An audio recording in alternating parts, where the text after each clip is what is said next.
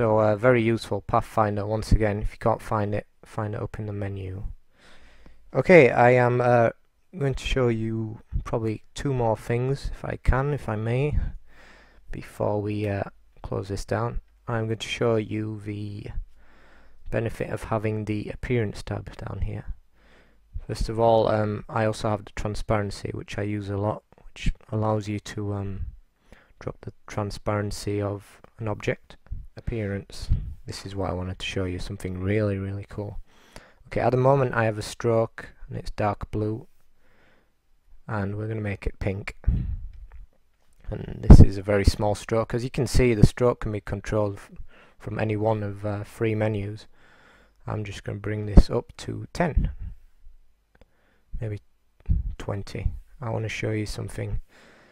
Now if I see if I can remember how to do this.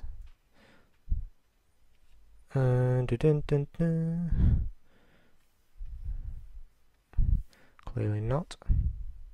There we go. Right, so we have now dragged our stroke to the new duplicate selected item, and now once again we are looking top to bottom. So if I change this stroke here to green, you're probably thinking, well, you've just changed the stroke, but if I actually scale this down, you will see that I have actually a stroke upon a stroke now. Let's zoom in here.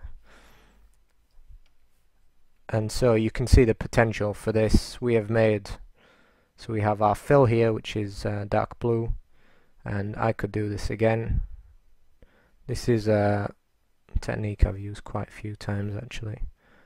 I think I learned it I saw it in a tutorial somewhere anyway, and it's one of the most useful ones things I've learned about Illustrator. Can you see now we have a stroke upon a stroke upon a stroke?